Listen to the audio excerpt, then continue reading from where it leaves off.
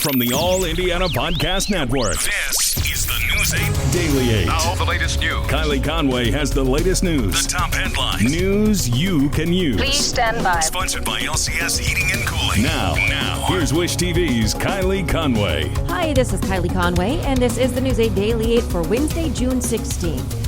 Another marvelous day is in store for our Wednesday. Beautiful sunny morning. It's going to stay mostly sunny skies and some really nice pleasant air with low humidity for any of your outdoor plans. Highs will top out in the low 80s.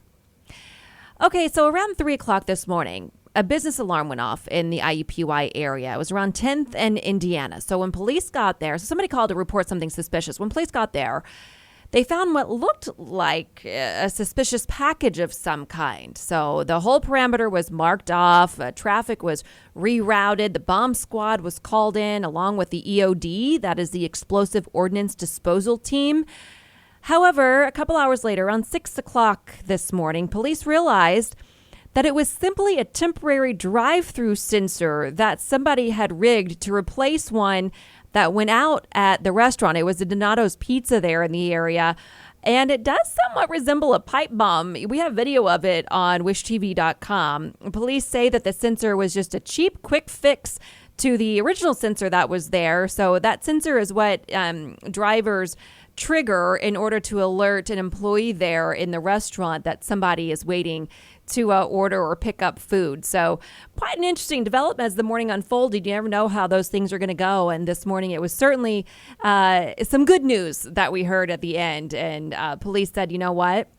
Even though we did discover that it was nothing suspicious, no threat to be had here, we take all of these calls very seriously and would never cut any corners, basically saying we investigate this from all angles, make sure that everybody is safe when a call like that comes in.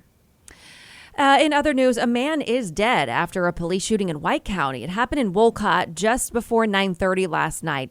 The town deputy marshal and county sheriff's department went to a home on Anderson Street to serve an arrest warrant for a man named Perry Boyd. State police say that Boyd then shot at the authorities when they made it inside the home. At least one shot hit the town marshal. He needed to go to the hospital, but is expected to survive. According to Indiana State Police, deputies then shot Boyd, who did later die. State police have not said how many deputies fired their guns. And the search for a shooter is underway right now after the killing of a teenager on the northeast side of Indianapolis. It happened last night in a house near 42nd and Mithofer Road. IMPD says officers found the 15-year-old in critical condition. He was taken to Riley Hospital for Children but did not survive. Officers on the scene there had told us that there was only one shooter. And we're expecting to learn more soon about a shooting in Kokomo that injured a juvenile. It happened at a water park called Kokomo Beach around 5 p.m. Police say that the victim was flown to an Indianapolis hospital, didn't say in what condition.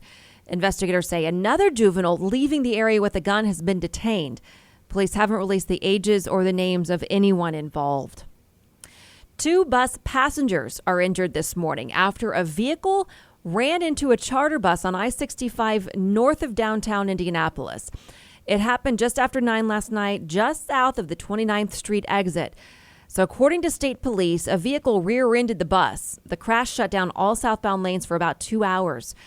The Indianapolis Fire Department took both people to a local hospital and haven't said how badly they were hurt. Drejon Reed's family is responding to the new lawsuit that centers on Reed's fatal shooting. An Indianapolis police officer is suing the NFL. We talked about that yesterday here on the podcast. So the law firm representing Reed's family has responded, writing in a statement, "We are sure that the NFL is more than capable of defending themselves. We are, however, more concerned that Drejon is not here to defend himself against the version of events as stated in this lawsuit." IMPD officer DeJour Mercer fatally shot Reed after a chase in May of 2020. As we reported, Mercer's suit claims the NFL made false and defamatory accusations about Mercer by including the shooting in the league's Say Their Stories campaign. Mercer's suit focuses on a series of tweets and videos that appeared on the league's social media and a 3-minute video broadcast on television. Guy Relford is representing Mercer. You're being accused of police misconduct by a national organization with billions of dollars and a worldwide reach And that campaign was unavoidable. You couldn't turn on the TV or get on social media without seeing it, and it had a devastating effect on him. A grand jury declined to file charges against Mercer, and an internal IMPD investigation found Officer Mercer followed department policies. 5 people from Indiana are asking a judge to prevent Governor Eric Holcomb from ending federal pandemic unemployment benefits. The expanded benefits are set to expire on Sunday. One of the group's attorneys spoke out about the lawsuit. Our position isn't that, not just that this is unwise for the state to do. Our position is the state's not allowed to do it. The federal government provided these funds. They put them in an account for the state, and under Indiana law, the state is required to go after the benefits that the federal government provides for folks. 2 law firms that represent the group say they're unemployed, but work in different fields and different parts of the state. As of this morning, there is no hearing scheduled, and it's not clear if one will be scheduled before benefits end this weekend. And today, there's a hearing for Governor Holcomb's lawsuit over the new emergency powers law. Holcomb is challenging the new state law that gives lawmakers the power to call a special session to override governor's orders during public health emergencies like the pandemic. So we've talked about this extensively here on the podcast in the past, also on Daybreak throughout Wish TV. Lots of background here on wishtv.com if you'd like to take a peek at wishtv.com. Now, Governor Holcomb did veto the law, but then lawmakers overrode that veto. So now the governor is suing. So Indiana's Attorney General Todd Rokita has asked that the suit be dismissed, claiming Governor Holcomb doesn't have the authority to sue. Today's hearing is set to start in Marion County at 1:30 this afternoon. So we'll certainly be following that for you. And a warning from the CDC this morning. The Delta variant of the coronavirus is now considered a variant of concern. The agency gives that designation to strains of the virus that scientists believe are the most dangerous and spread easily. According to the CDC, the Delta variant can cause more severe disease. Health officials say people who are not vaccinated need to take extra precautions. The key is get vaccinated, get both doses. And I'm worried about those who are unvaccinated because this is rapidly increasing here in the United States. It's almost 10% of cases. I expect that will increase substantially in the weeks ahead. The Delta variant presence in the Midwest has not changed in the last week. The CDC says the variant makes up about 2% of the cases in the region. A mobile vaccine clinic stops at an Indianapolis church today. The organizers include 2 doctors and a pastor in an effort to boost vaccination rates, especially in communities of color. You can get a first Pfizer shot from noon to 6 at Christ Our King Christian Church. That's at 27th in California. Then the mobile clinic will return July 7th to give that second dose. President Biden is in his one-on-one meeting right now with Russian President Vladimir Putin. The two are toward the beginning of their 5-hour face-to-face meeting in Geneva, Switzerland. It is in a lakeside villa there. We watched all of the pomp and circumstance this morning unfold live on Daybreak. A handshake kicked off the meeting around 7 o'clock this morning. Now, U.S. Secretary of State Antony Blinken and Russian Foreign Minister Sergei Lavrov are also in that room. Unless something changes during the conversation, the presidents will also not hold a joint news conference afterward. Instead, Putin and Biden are poised to hold their own separate news briefings individually. President Biden has said this week that he agrees with Putin that relations between Russia and the U.S. are at a low point. So News 8 spoke to a local political science professor about the importance of this summit. Leaders around the world are watching that approach and this meeting. Tensions are high, and so far, President Biden has been more stern than his predecessors, and the political science experts are debating whether that's the right move. But most agree that showing strength in democracy is what the United States needs to do. Here's Regina Smith. She's a poli-sci professor at Indiana University. The importance of this meeting is for Biden to assert himself on the global stage and undermine Putin's importance on the global stage. And by that, I mean that Putin has been able to define the narrative of Russia's place in the world, that Russia is strong, that the U.S. is in decline. And I think Biden is there after the G7 and the NATO summits to say, no, we're back. Smith says Biden will convey both the U.S. goals and our allies' messages to Putin, and that Biden is expected to push for nuclear arms control and bring up cybersecurity issues. That's an area where she thinks there could be progress. First, because the U.S. has the upper hand. Secondly, because Putin would like to be seen as a broker of an agreement on an international stage. Human rights issues will also likely be at the forefront, an area where Putin has been in the wrong. Smith says Putin's party faces re-election in September, and Putin will want to look strong today, but Biden will be focused on highlighting the truth. The most important thing now is to introduce reality into the global understanding of Russia and Putin and illustrate his constraints and also illustrate the costs of him staying in power. Smith says Biden and Putin's separate press conferences are a good way for the U.S. to hold on to the narrative. She also points out that all of us need to be patient and don't expect any sudden breakthroughs or changes out of today's meeting. Israel's military launches airstrikes in Gaza overnight. They are the first strikes since a ceasefire calmed an intense conflict between Israel and Hamas last month. Israel claims the strikes are a response to floating balloon bombs launched from Gaza earlier in the day. This is also the first airstrike under Israel's newest prime minister, Naftali Bennett. He took office on Sunday. Today, there will be a classified congressional briefing on unidentified flying objects. CNN is reporting that the FBI and the Navy will lead it. It's in the House Intelligence Committee.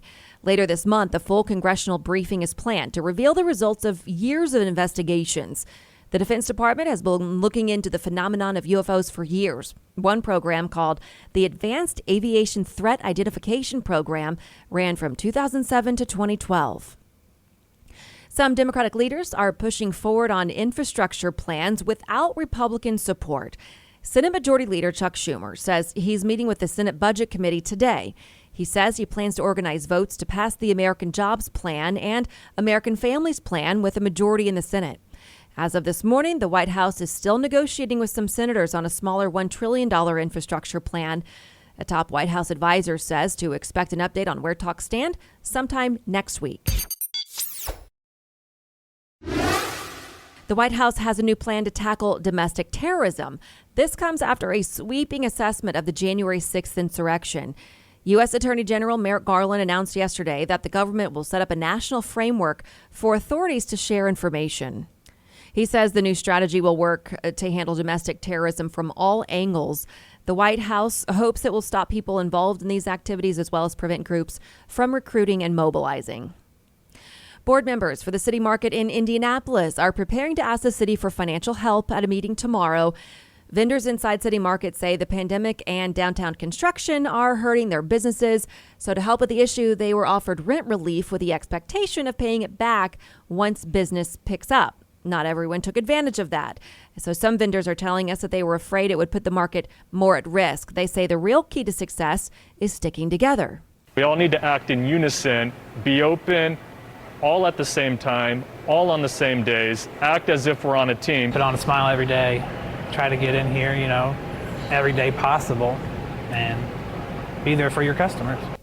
The market's full financial report will be presented at tomorrow's meeting, as well as the request for help from the city.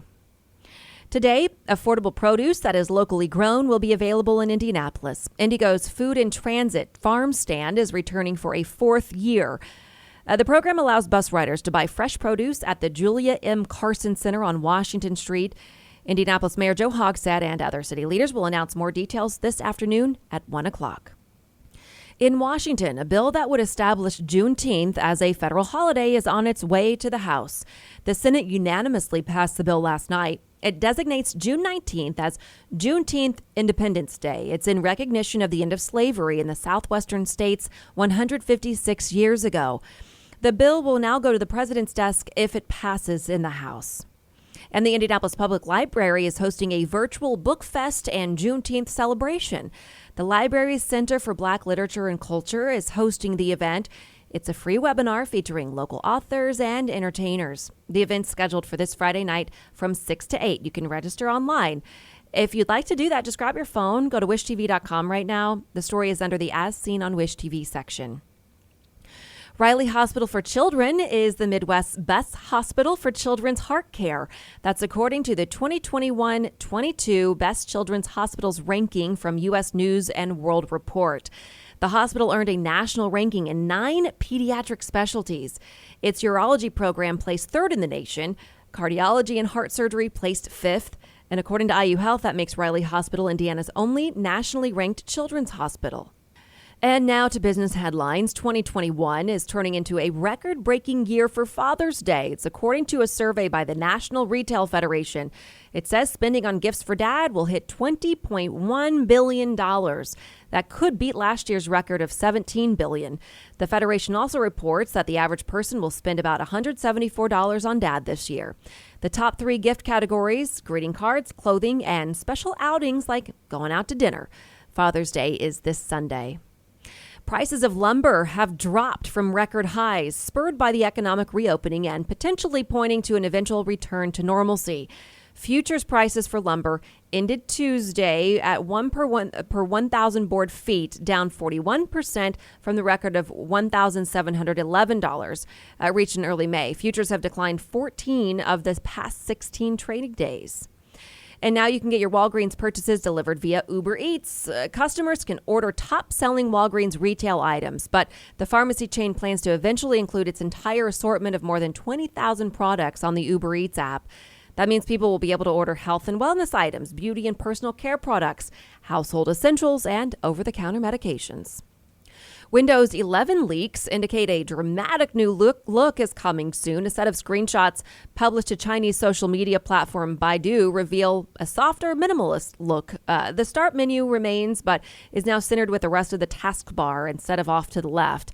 Windows 11 will be unveiled next week. Best Buy wants to sell you a new outdoor grill for summer cookouts, a backpack for a return to the office, and luggage for future vacations as it extends its product options beyond electronics. The chain announced Tuesday that it will sell grills, outdoor fire pits, and patio sets from brands like Weber and Traeger online and at a handful of its approximately 1,000 U.S. stores. Best Buy will also offer a collection of Tumi laptop bags and luggage online. Consumers want product protection when buying something expensive. Mulberry found that sticky kid fingers and dirty paws are the biggest motivating factor in product protection plan purchases. In fact, 91% of parents said that they'd be willing to invest in product protection plans, and 77% of pet parents agreed. The study found that 43% of shoppers found plans too expensive. Indiana has 3 more athletes to cheer on at the Olympics. Going to sports news now. In the Olympic trials last night, IU great Lily King placed first in the 100-meter breaststroke, her second time qualifying in that event. King will be back in the pool later in the trials for the 200-meter. 2 Carmel High School alums are also on the team. Carmel's athletic director says Jake Mitchell and Drew Kibler are the first 2 Greyhounds ever to make the Olympic team. And Wish TV is welcoming back the Colts. The team's Monday night football game this year will air live on Wish TV. Colts visit Baltimore October 11th for a Week 5 matchup with the Ravens. We will have full coverage for you from Baltimore before and after the game, so don't miss that. And big changes are on the way for the next big race at Indianapolis Motor Speedway. The Brickyard 400 is getting a revamp entirely, starting with a name change. IMS officials announced yesterday that the NASCAR race is now the Verizon 200 at the Brickyard. As the name suggests, the revamped race will be 200 miles instead of 400, and IMS says it will also use the road course. That's a first for the NASCAR Cup. Absolutely. It's an effort to attract more fans. It's an effort to create some racing that's really exciting and compelling. And it's an effort to really have IndyCar and NASCAR on the weekend at the same time. IMS President Doug Bowles, who you just heard from, also tells News 8 that the race normally draws about 60,000 people. He says so far tickets for the Saturday races are better than ever. And this morning, young IndyCar star Rinus VeeKay is out of surgery for a fractured collarbone. VeeKay confirms in a social media message that he injured his clavicle in a cycling accident. His team says it was a training ride. The injury sours a sensational start to the season for VeeKay, who won the road course at the Speedway in May. He is not cleared to drive yet. Ed Carpenter Racing says that Oliver Askew will drive for VeeKay this weekend at Road America in Wisconsin. And this weekend, cyclists will ride 65 miles to raise money for the Alzheimer's Association. Organizers call it the longest day. It's set for Saturday, but the event still needs cyclists. The ride starts and ends at Moontown Brewery. It's limited to 100 riders. 30 are now registered, but event organizers are really pushing to increase that participation. So June is Alzheimer's and Brain Awareness Month, which is why this bike ride is so timely. The number 65 is significant because every 65 seconds, someone in America is diagnosed with Alzheimer's. And right now, more than 6 million Americans live with the disease. There is a recent breakthrough in research. A medication was approved by the FDA for the first time since 2003. That's only to serve people in the very, very early stages of a dementia journey. So it's still much work to be done to really help people who are farther along in their journey, or to prevent this from ever happening in the first place. To watch someone go through this, the way it plays with the mind and it deteriorates the mind, one day they'll be fine, the next day they don't even know where they are or who you are. And it's very frustrating for people trying to take care of them because you just never know what you're going to get. The ride is called Spoke and Memories. The registration is $20 to join, an additional $180 in donations or personal contributions by June 19th if you actually want to participate in the ride. 100% of the registration fee and money raised goes directly to the Alzheimer's Association. The ride begins at 7:30 Saturday morning. The route will be through mostly county roads in Boone, Hamilton, and Hendricks counties. There are 3 different speed groups for riders to choose from. You can choose the group you're most comfortable with. The goal is to raise $25,000. So far, $17,000 have been raised. You can sign up easily by heading to wishtv.com. And this is pretty cool. 2 local charity groups are working together to provide bunk beds for kids in need. It involves a lot of construction, bedding, and pillows, and apparently a beard of at least 4 inches long. One of the groups is called Bearded Villains, and they spend a lot of their time working on service projects like this. News 8's Brenna Donnelly met a bearded villain to share their story. Do you have to have a beard to get in? We could start you with a business beard and then we'll work on it. Start giving you the vitamins. 17 men, dozens of cans of beard oil, an intimidating flag, and a really pure mission. Nice guys wanting to help out with anything possible. John Hawksby is co-captain of Indy's Bearded Villains that all began with one man in Los Angeles. He wanted to break that stereotype that if you have a beard and tattoos that you're just a bad person. And so he started forming a group of guys to go around and do charity work and good stuff. Autism awareness, MS walks, food distribution, Christmas toy drives, new playground equipment, homeless outreach, and they help a group called Sleep in Heavenly Peace, recently building and donating 18 beds. We were taken back by the name when we got this little message on Facebook saying, hey, we want to come help you. And we're like, great, we didn't want Hell's Angels to show up the first time and scare everyone off. But they all come in together, and it was like a small army. It was the coolest thing ever. Everyone was so friendly. They got to work. Cut, then it's tapped, then it's drilled, then it's sanded, then it's assembled, then it's stained. And at the end, then we have to brand it. And the villains' burly, soft hearts are making a difference. Everything starts with a good night's sleep. These kids can't go through their day well without a good night's sleep. People had donated stuffed animals, so then you hand them that, and you've never seen a kid smile bigger than that. Again, that was Brenna Donnelly reporting. Sleep in Heavenly Peace is also accepting donations of pillows and blankets, and the Bearded Villains are also taking new member applications. You must have at least a business beard and a good charitable attitude. If you're wondering what a business beard is, it's a beard that you can pull. You can tug it a little bit, give it a little grasp and just give it a little tug. It's a starter beard, they call it. It's not just, your 5 o'clock shadow. You got to actually have something you can hold on to. But the goal, though, is to grow your own, some 4 to 6 inches long. And finally, we are celebrating a really cool development in the Wish TV Great Pasta Push. Only one more day left. Tomorrow is the final day to get those donations in. So Fazoli's donated 1,100 pounds of pasta to help hungry families. The donation is enough for an entire week in Second Helping's Hunger Relief Kitchen. A Fazoli's employee heard about the Great Pasta Push on Wish TV and then got the company to join in the effort. And again, you still have a little bit of time left to join in on the Great Pasta Push. Every $5 donation feeds a family of 4. It's pretty amazing. We told you on Monday that Geico agreed to match the first $10,000 in donations, which is huge. You can find all the information on how to donate on wishtv.com. Open up the site or your app on your phone, and you're going to see the story under As Seen on Wish TV, a link to donate. Easy peasy. Thanks for joining this podcast today. Be sure to subscribe. Put this in your regular podcast rotation. We'd love to have you back here every weekday. This has been your News 8 Daily 8 for Wish TV. I'm Kylie Conway, online at wishtv.com, and follow us on Facebook when you search Wish TV. The News 8 Daily 8 is sponsored by LCS Heating and Cooling. Be sure to like and subscribe to this podcast on News 8 Daily 8 with Kylie Conway. And be sure to discover even more great podcasts now at allindianapodcastnetwork.com.